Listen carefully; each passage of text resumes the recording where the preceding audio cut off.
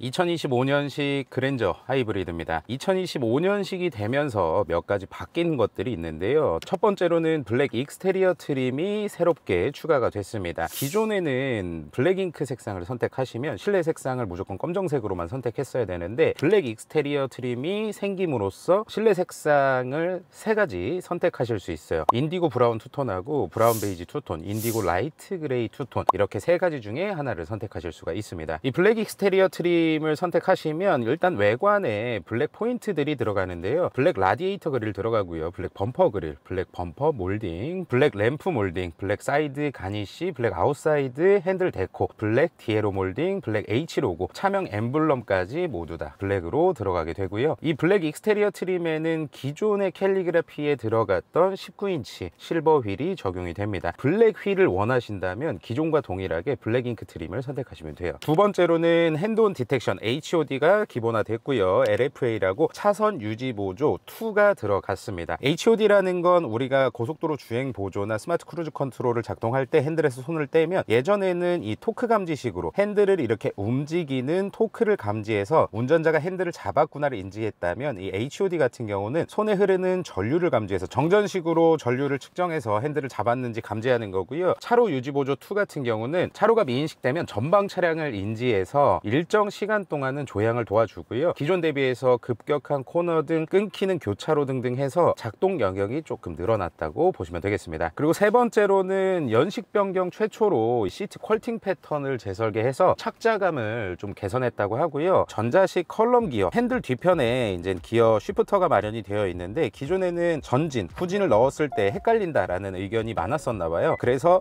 후진을 넣을 때 컬럼식 기어 레버에서 진동으로 이제 운전자에게 너는 후진을 넣었다라고 알려주는 기능이 추가가 됐습니다. 다음으로는 트렁크를 열면 정면에서 바라봤을 때 좌상단에 트렁크 리드 조명이 추가가 됐습니다. 그래서 차량 사고 후에 트렁크를 오픈하면 먼 곳에서도 시인성이 좋게 만들어 놨어요. 자, 7번째로는 실내 소화기가 비치가 됐고요. 트렁크 내에 별도 비치 공간도 마련이 되어 있습니다. 이렇게 연식 변경을 진행하면 가장 걱정인 게 이 가격에 대해서 말씀드리면, 일단 캘리그라피를 제외한 기본 트림 가격 관련해서는 LFA 차로 유지 보조 2하고 HOD, 시트 벨트 조명, 후진 기어 진동 알림, 트렁크 리드 조명, 실내 소화기를 기본화했지만 기본 트림이 25만 원 인상됐다라고 보시면 되고요. 제가 지금까지 말씀드린 거 기존 모델에다가 나와서 작업하셔도 이거보다는 한 3, 4배 정도의 비용이 들지 않을까라고 생각을 합니다. 그리고 캘리그라피 트림에서는 드디어 헤드업 디스플레이가 기본으로 들어갑니다. 기존에는 99만 원짜리 옵션이었는데 기본으로 들어갔고요. 그리고 신규 나파 퀄팅 시트하고 LF8, 시트 벨트 조명, 후진 기어 진동 알림, 트렁크 리드 조명, 실내 소화기까지 적용했지만 83만 원 인상이 됐다라고 보시면 돼요. 풀 옵션을 선택하시는 경우에는 기존 대비 20만 원이 저렴해진 겁니다. 옵션을 막 섞어놨기 때문에. 그래서 이렇게 워딩으로만 저렴해졌다라고 말하는 게 아니라 실질적인 가격 인하폭도 있다, 풀 옵션의 경우에는. 이렇게 알아주시면 되겠습니다. 캘리그라피 트림에서 70%가 선택했던 하이테크 패키지, 이 하이테크 패키지 안에는 헤드업 디스플레이랑 빌트인 캠 2가 들어가서 150만 원 옵션이었는데 실질적으로는 가격이 내려갔다고 보시면 되겠죠. 아쉬운 점은 이따가도 말씀드리겠지만, 하이브리드 파워트레인에는 2열 통풍 시트랑 2열 전동 리클라이닝이 들어가지 않습니다. 이거는 아마도 페이스리프트 때 들어가지 않을까라고 생각을 하고요. 여기까지 2025년식 디올류 그랜저 하이브리드가 어떻게 변경됐는지 말씀드렸다면, 제가 이번 시승기에서 탈 차량에 대해서 말씀드리겠습니다. 2025년식 가솔린 터보 1.6 하이브리드 캘리그라피 블랙 익스테리어 트림이고요. 기본 가격은 5,244만 원입니다. 여기에 119만 원 파노라마 썬루프 들어가 있고요. 빌트인 캠 2와 증강현실 내비게이션 45만 원 들어가 있고, 프리뷰 전자제어 서스펜션 2가 들어가 있어서 휠은 20인치 휠이 끼워져 있습니다. 가격은 129만 원이고요. 2열 전동식 도어 커튼 49만 원짜리가 들어가 있습니다. 그래서 최종 가격은 5,586만 원짜리 디올류 그랜저 하이브리드다라고 알아주시면 되겠습니다. 제가 지금 타고 있는 블랙 익스테리어나 혹은 캘리그라피 혹은 블랙 잉크 트림이 아니라 그 밑에 프리미엄이라든지 익스클루시브 트림에는 어떤 특이사항들이 있는지 말씀을 드려보면, 프리미엄 트림에는 우선 차로 유지 보조 2 당연히 들어가고요. 스티어링 휠 그립 감지 혹은 컬럼식 기어 진동 경고 기능이 적용됐고, 익스클루시브는 이제 서라운드 뷰 모니터가 들어가고요. 원격 스마트 주차 보조라고 해서 키를 통해서 원격으로 시동을 걸고 차를 앞뒤로 움직일 수 있는 이런 기능이 익스클루시브부터 들어갑니다. 캘리그라피 트림에서는 10.25인치 풀터치 공조 컨트롤러 들어가고, 보스 사운드 시스템 들어가고요. 캘리그라피부터 노면 소음을 상쇄하는 주파수를 스피커로 쏴주는 액티브 로드 노이즈 컨트롤이 들어갑니다. 그래서 캘리그라피 트림부터 다음부터는 MVH 정숙성에 조금 더 신경을 썼다라고 보시면 되겠습니다. 자, 우선은 실내 소음부터 알아볼게요.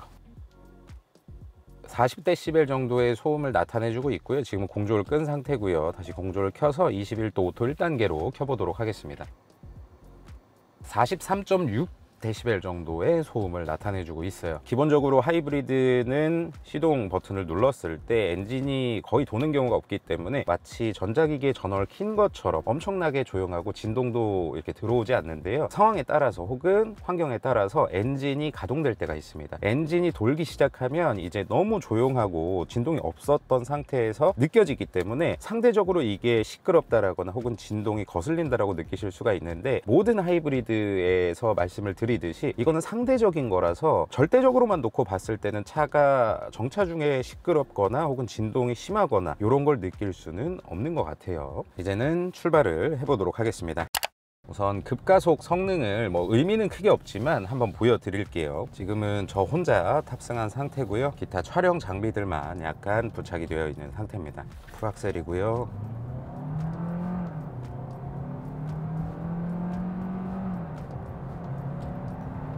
여기까지 100km. 방금은 에코 모드로 주행을 했는데 스포츠 모드로 주행을 다시 해보도록 하겠습니다.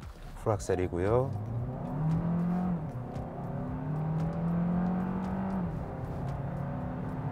100km 가속을 보여줍니다. 스포츠 모드라고 해서 엑셀 페달을 밟자마자 팍 튀어나가는 것 아니고요. 어느 정도 좀 딜레이를 두고 튀어나가는 걸 볼 수가 있고요. 바로 이렇게 출발할 때 안정적인 거동으로 출발하는 것 같지는 않습니다. 휠 스핀이라든지 앞쪽 부분이 약간은 불안한 그런 것들이 느껴져요. 엔진하고 모터의 합산 출력은 230마력이고요. 토크는 35.7kg 포스미터고요. 기존의 2.4 자연흡기 하이브리드 시스템보다는 확실히 경쾌한 출력을 보여주고 있고, 1.6 터보 하이브리드라고 하더라도 정말 여러분들이 일상적으로 주행하시기에, 그리고 그랜저라는 차량의 목적 혹은 여러분들이 원하는 바 그런 상황에서 주행하시기에는 부족함이 없다라고 느껴지고요. 일상 영역에서는 항상 말씀드리지만 200마력 초반대면 도심에서라든지 국도에서라든지 혹은 고속도로에서 고속으로 주행을 하신다고 하더라도 전혀 부족하거나 그러진 않을 거다라고 생각이 들어요. 다음은 승차감을 말씀드려야겠죠. 이제 프리뷰 전자제어 서스펜션 2가 들어가 있어서 20인치 휠이 끼워져 있습니다. 보통 휠이 인치가 늘어나면 승차감이 나쁠 것이다 라고 생각을 하는데요. 그랜저에서는 선입견을 약간 지워도 될 것 같습니다. 우선은 방지턱을 넘어보면 승차감이 좋지 않으면 불쾌해야 되거든요. 한 25km 정도로 넘었고요. 두 번째, 그리고 약간 긴 방지턱, 학교 앞이라서. 세 번째, 네 번째, 방지턱에 날아닿게 굉장히 좀 많은 방지턱이 마련이 되어 있는데요. 우선 방지턱에 대해서 말씀드리면 이 컴포트 드라이빙이라고 해서 그 안에 여러 가지 기술이 들어가 있습니다. 우선은 우리가 방지턱을 넘게 되면 앞바퀴가 먼저 타고 넘고 그 후에 뒷바퀴가 타고 넘음으로써 차가 앞뒤로 이렇게 흔들리는 피칭이라고 하는 현상이 발생을 하게 됩니다. 근데 이 하이브리드는 모터가 있기 때문에 이렇게 들리잖아요. 앞이 먼저 들리면 모터를, 저는 지금 전진하고 있지만 반대 방향으로 작동을 시키면서 우리가 브레이크를 밟으면 앞이 이렇게 꼬꾸라지잖아요. 앞이 들리는 걸 보정해 줄 수 있는 그런 기능이 마련이 되어 있어서 방지턱을 넘을 때도 조금 더 안정감 있게 넘을 수 있다라고 보시면 되고요. 방지턱을 넘고 이렇게 떨어질 때도, 떨어지면 앞이 이렇게 고꾸라지잖아요. 그럴 때는 차량의 진행 방향, 지금으로 예를 들면 차량 전진하는 그 방향으로 작동시켜서 우리가 가속을 하면 앞이 이렇게 들리잖아요. 앞이 들리는 현상을 이용해서 꼬꾸라진 차 앞쪽을 조금 더 들어주는 거동을 보여주기 때문에 방지턱에서는 조금 더 편안한 승차감을 느끼실 수 있고, 프리뷰 전자제어 서스펜션 2가 어떻게 보면 조금 더 좋은 승차감을 가져가도록 이렇게 하는 기능인데, 보통은 옵션이 들어갔다고 해서 차가 기존보다 좋아진다라고 생각을 하실 수는 있지만, 이런 서스펜션 관련된 옵션들은 아까도 말씀드렸다시피 휠이 커지면 승차감이 조금 손해를 보고 안 좋아지기 때문에 이런 걸 좀 만회하기 위해서 프리뷰 전자제어 서스펜션이 들어갔다라고 보시면 되겠습니다. 이 프리뷰 전자제어 서스펜션은 전방 카메라나 순정 내비게이션을 이용해서 노면 정보를 인지해서 서스펜션의 감쇄력을 조절하는 건데요. 이런 일반적인 국도에 있는 방지턱은 크게 무리가 없고, 아파트 방지턱을 넘어보면 그 방지턱을 저속으로 넘었을 때 승차감이 상당히 좋습니다. 거기서 승차감이 안 좋은 차들은 조금만 세게 넘어도 퍽 하고 떨어지기 때문에 운전자 입장에서는 부담이 될 수 있는데, 지금 그랜저 하이브리드 프리뷰 전자제어 서스펜션 같은 경우는 정말 부드럽게 넘어주고, 넘어준 다음에 이 차량의 움직임, 상하 움직임도 한두 번 정도에서 제어가 되기 때문에 그런 측면에서는 상당히 좋은 승차감을 가져가고 있다라고 말씀드릴 수가 있겠습니다. 방지턱이 아니라 일반적인 노면에서 이렇게 갔을 때 시각적으로 이 정도 진동이면 좀 세게 들어와야 될 것 같은데 라는 생각이 들긴 하는데요, 실제로 주행을 해보면 정말 많은 진동들을 잘 걸러주고 있어요. 노면이 그렇게 좋지 않은 상황에서도 정말 좋은 승차감을 가져가고 있습니다. 그랜저 구매를 고민하실 때 많은 분들이 5 시리즈라든지 E클래스를 고민하실 텐데요, 일반적인 사람들을 태워보면 아마도 그랜저 승차감이 좋다라고 평가를 할 거고요. 비교를 해봤을 때 제 기준으로 보면 E클래스보다는 확실히 좋고요. 좀 탄탄하고 펀드라이빙을 원하신다라고 하면 그래도 BMW 5 시리즈, 그런 거 싫고 난 뭐 쏘지도 않고 그냥 천천히 다니고 혹은 교통 흐름에 방해가 되지 않게 다니고 편했으면 좋겠다, 그러면 그랜저가 맞습니다. 이렇게 추천을 드리고 싶어요, 전반적인 승차감에 있어서. 그리고 서스펜션이 노면의 충격을 흡수해주는 역할도 하지만 바퀴를 땅에 눌러대는 이 접지를 담당하는 가장 큰 부품이기도 하거든요. 근데 어느 상황에서도 과격하게 주행을 하고 과격하게 코너를 돌아 나가는 상황에서도 바퀴를 땅에 잘 눌러대기 때문에 불안함을 느낀 적은 없었습니다. 그래서 서스펜션 노면 충격 흡수라든지 혹은 접지에 있어서는 훌륭한 모습을 보여준다라고 말씀을 드리고 싶어요. 그리고 또 하나가 파여있는 게 좀 완만한 이런 길들은 정말 좋은 승차감을 느낄 수가 있습니다. 너무 부드럽다, 이런 출렁함이 약간의 고급스러움이구나 라는 생각이 드는 승차감이라고 보실 수 있겠습니다. 그리고 지금과 같이 코너를 돌아 나가서 이제 가속하는 상황 있잖아요. 직진 구간에서 이렇게 가속을 할 때 이라이드 이제 2세대라고 해서 직진할 때 우리가 이렇게 엑셀 페달을 밟으면 앞쪽이 이렇게 들리잖아요. 전기 모터를 구동해서 이 앞이 들리는 것도 막아주는, 그러니까 차량의 평행을 유지시켜주는 기능들이 들어있기 때문에 여러분들께서 방지턱을 넘는 상황뿐만 아니라 직진 가속하는 상황에서도 안정적인 차량의 거동을 느끼실 수 있고 편안한 승차감을 느끼실 수 있다라고 말씀을 드리고 싶어요. 그리고 승차감에 영향을 미치는 게 이 시트인데요, 고급 가죽인 나파 가죽이 적용이 되어 있습니다. 좌판의 길이라든지 숄더룸의 넓이 혹은 척추를 받치고 있는 폭이라든지 깊이 상당히 좋고요. 이 정도 가격에 이 정도 시트라고 한다면 정말 잘 만들었고요. 풀옵션이기 때문에 에르고모션 시트라고 해서 마사지를 하는 기능들도 있고, 그리고 쉴 수 있게 릴렉션 컴포트 시트도 운전석에도 마련이 되어 있기 때문에 여러분들께서 졸음 쉼터에서 쉬시든 혹은 그냥 잠깐의 휴식을 취하시든 정말 편안하게 쉬실 수 있는 그런 환경을 만들어 준다라고 볼 수가 있습니다. 그리고 설정에 따라서 고속으로 주행했을 때 이 옆구리 지지대, 볼스터라고 부르는 옆구리 지지대가 내 몸 쪽으로 이렇게 쫙 조여주면서 내 몸이 좌우로 많이 흔들리지 않게 받쳐주다 보니까 조금 더 안정감 있게 주행을 할 수 있는 것 같아요. 시트의 폭신함도 좋고 앉았을 때 이런 탄탄하면서 부드러운 그 어느 중간 지점을 잘 맞춰 놓은 시트가 승차감을 조금 더 올려주기 때문에 시트가 승차감을 저해시키는 것이 아니라 승차감에 도움을 준다라고 보시면 되겠습니다. 그리고 주행 중에 NVH, 아까는 정차된 상태에서 말씀드렸지만 주행 중에 NVH가 또 승차감에 영향을 미치는 요소 중에 하나인데, 기본적으로 프리미엄 트림부터 1, 2열 다 이중 접합 차압 유리로 되어 있기 때문에 외부의 소음은 정말 적극적으로 잘 막아준다고 보시면 돼요. 웬만큼 시끄럽지 않는 이상은 외부의 소음이 그렇게까지 많이 들어오진 않고요. 풍절음도 120, 30 이상 달렸는데도 불구하고 이렇게 잔잔한 날씨에는 많이 들리지 않습니다. 방음은 되게 잘 해놨다. 솔직히 그랜저 이상으로 넘어가면은 방음은 정말 할 수 있는 대로 다 해놨다라고 보시면 되고요. 실질적으로 이렇게 운전할 때의 방음에 대한 만족감은 좋습니다. 그리고 노면 소음도 확실히 이 밑에 급하고는 차이가 좀 많이 나요. 조용해요. 바퀴에 굴러가는 소리 정도만 느낄 뿐이지 이 정도는 괜찮은 것 같아요. 코너를 돌아볼 건데 코너링을 위한 차는 아니죠. 근데 코너를 돌 때 얼마나 안정적이냐도 플래그십 모델에는 필요로 합니다. 그래서 코너를 돌아보면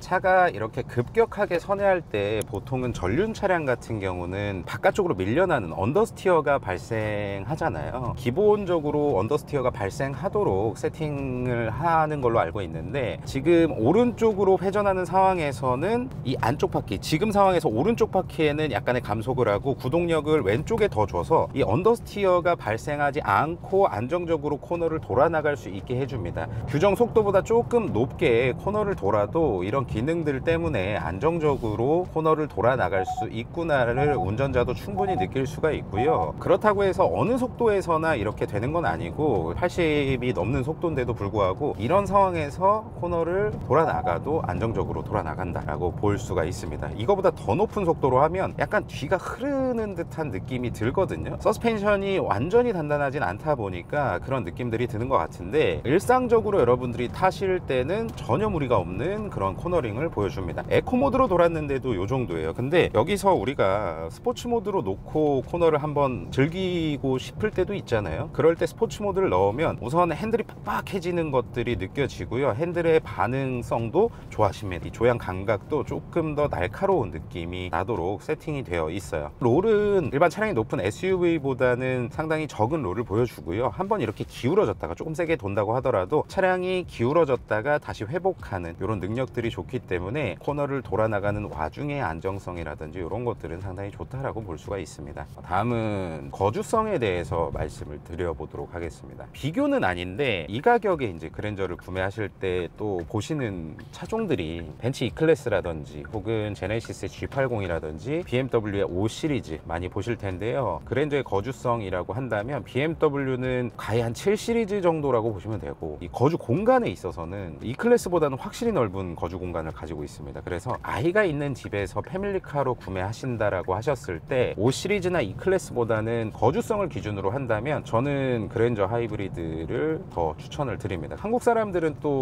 이 실내가 큰 걸 좋아하기 때문에 이 여러분들의 니즈에 맞춰서 그렇게 만들어요. 아이와 함께 우리 가족과 함께 차를 타고 어디를 이동할 때 쾌적한 거주 공간을 만들어 주는 거에 있어서는 국산 차를 거의 따라올 수가 없습니다. 이제는 추월 가속을 한번 보여드리도록 하겠습니다. 지금 70 속도고 에코 모드에서 한번 쭉 밟아 볼게요.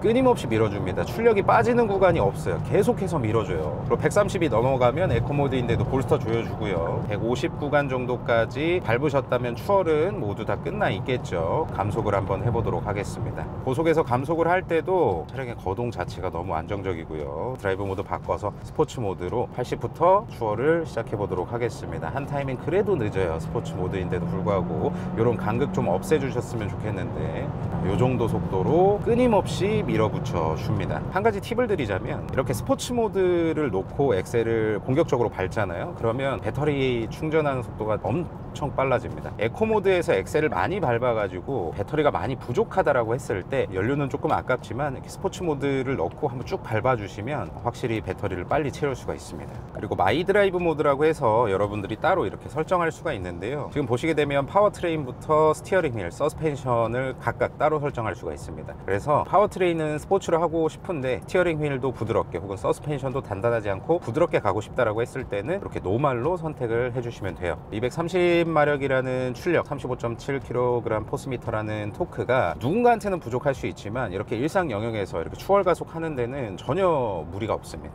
그리고 이렇게 급격하게 가속하는 과정 중에서도 차량의 수평을 유지하는 능력도 탁월하고요. 엔진음도 거칠지 않아요. 듣기 좋은 엔진의 소음은 아니지만 거슬리지 않는 엔진의 소음이 들어온다. 방음도 잘 해놨기 때문에 엄청 크게 막 들어오지는 않습니다. 다음은 브레이크 말씀드릴 텐데, 차가 가속보다는 감속이 더 중요하잖아요. 높은 속도에서 약간 세게 브레이크 페달을 밟아보면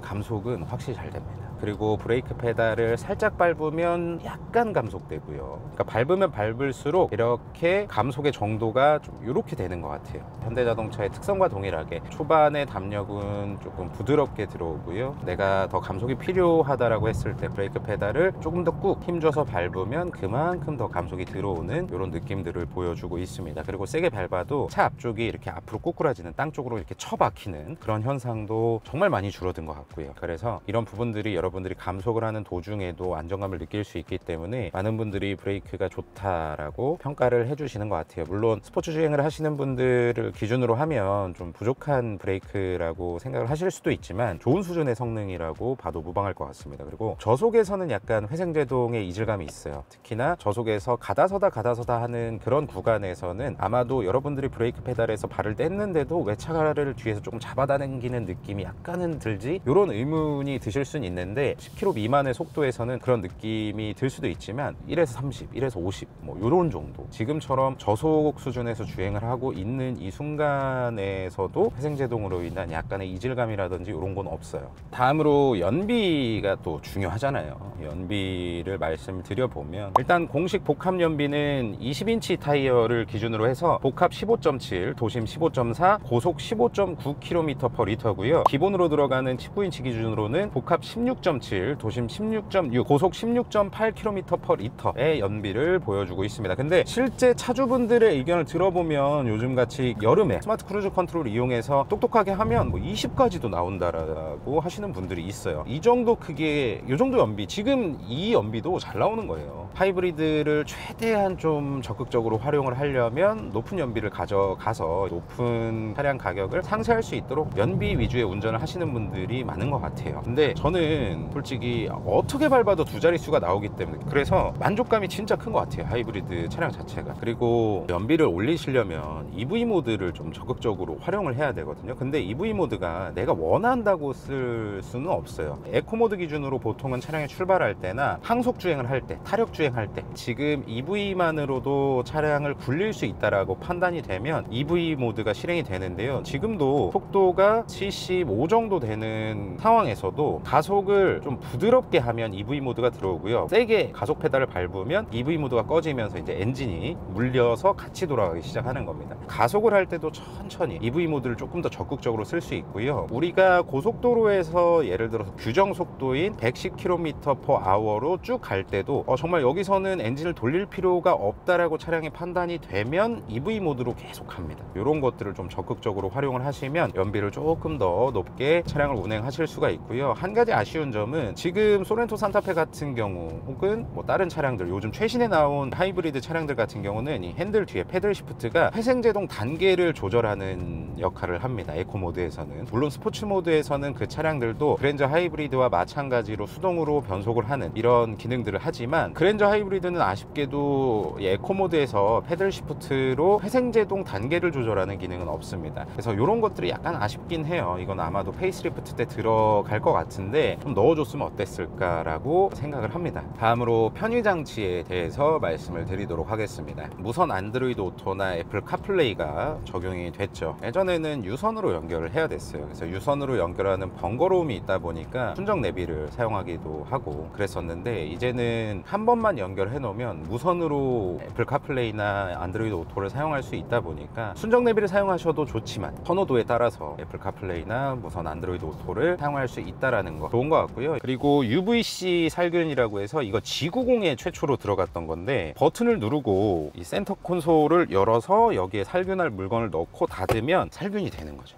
안경이라든지 골프 치시는 분들은 골프 장갑이라든지 다양한 물건들을 UVC를 통해서 살균을 할 수도 있고요. 그 다음으로는 캘리그라피에서는 아까도 말씀드렸듯이 이 헤드업 디스플레이가 기본으로 들어가죠. 기존에는 99만원짜리 옵션이었는데, 헤드업 디스플레이가 있는 차량을 계속해서 타다 보니까 헤드업 디스플레이가 없는 차량들을 타는 게 좀 어색하기도 하고 불편하기도 합니다. 개인적으로는 다양한 정보를 내가 앞만 바라보고서 주행을 할 수 있기 때문에 이 시선의 분산 없이 운전에 집중할 수 있다는 거는 헤드업 디스플레이의 가장 큰 장점이라고 생각합니다. 싫다라고 하시면 끄실 수도 있어요. 그리고 디지털 키 2가 들어갑니다. 예전에 디지털 키 1 같은 경우에는 스마트폰이나 스마트워치에 키를 심어 놓고 이 도어에다 대야 됐어요. 근데 디지털 키 2가 들어가면 이제는 스마트워치나 스마트폰에 디지털 키를 심어 놓고 이 스마트폰이나 스마트워치를 들고 혹은 차고 차량 가까이 가면 열립니다. 그리고 시동도 걸 수 있고요. 최대 3명까지 공유할 수 있기 때문에 한 차를 여러 명이서 운행하시는 경우에는 이런 기능들을 사용해서 운행하시면 조금 더 편하게 운행하실 수가 있겠죠. 그리고 또 하나가 애프터블로우라고, 여러분들이 요즘같이 더운 날씨에 에어컨을 사용하시잖아요. 그러면 에어컨을 끄거나 혹은 시동을 갑자기 끄고 여러분들 차에서 내리시면 이제 응축수로 인해서 주요 부품에 곰팡이가 생깁니다. 예전에는 애프터블로우라는 기능이 애프터마켓에서 달아야 되는데, 이렇게 에어컨이 갑자기 꺼지고 응축수로 인해서 생기는 곰팡이를 방지하기 위해서 이 주요 부품에 바람을 이렇게 쫙 쏴줘서 말려주는 거죠. 그래서 오랜 기간 에어컨을 사용하셔도 냄새 방지를 할 수 있도록 애프터블로우가 자동으로 들어가고요. 시동 끄면 30분 이후부터 작동하고 작동 시간도 이렇게 표시해줘 가지고 어느 정도 작동을 하고 있구나, 이런 것들을 보여주기 때문에 진짜 실사용하는 입장에서 보면 정말 좋은 기능입니다. 그리고 카메라를 통해서 후측방 이런 것들도, 방향지시등을 작동을 하면 사이드미러에 있는 카메라를 통해서 이쪽 부분을 비춰주는 이런 것들도, 우리가 차선 변경을 할 때 사이드미러가 아무리 잘 설계가 되어 있다고 하더라도 사각지대가 생길 수밖에 없는데 크로스 체크용으로 이렇게 사용하시면 정말 좋습니다. 그리고 HDA2가 적용이 되어 있죠. 이렇게 지금 90km로 주행하고 있는 상황에서 이 버튼을 누르면 현재 주행하고 있는 속도로 세팅이 됩니다. 속도 조절은 짧게 위아래로 올리면 1km/h 단위로 설정 속도가 변경이 되고요, 길게 위로 올리거나 아래로 내리면 10km/h 단위로 설정 속도가 변경이 됩니다. 지금 경부고속도로 상행 110이기 때문에 110으로 설정을 해뒀고요, 차간 거리는 한번 누를 때마다 4, 3, 2, 1단계로 조절이 되고요, 방향지시등을 한번 딸깍 하면 조건이 맞으면 이렇게 차선 변경을 해줍니다. 차선 변경해주고 코너가 도는 방향으로 스티어링 휠을 이렇게 말아주는 모습까지 보여줘요. 보여드리기 위해서 잠깐만 손을 떼보면 차로의 중앙을 또 잘 유지해주고 가고 있습니다. 핸들을 잡으십시오라는 메시지가 클러스터랑 헤드업 디스플레이에 뜨고 있고요, HOD가 적용이 되어 있기 때문에 이렇게만 대주시면 돼요. 예전에는 잡고 있어도 직진이 계속되면 핸들 잡으라고 경고 메시지가 떴었거든요. 그럼 한번 이렇게 틀어줬어야 되는데 이제는 없어진 거죠. 주행 관련 편의 기능 뿐만 아니라 공조에서도 내가 커스텀을 1, 2번에 자유롭게 해둘 수 있는 이런 기능들도 아주 좋다라고 생각을 합니다.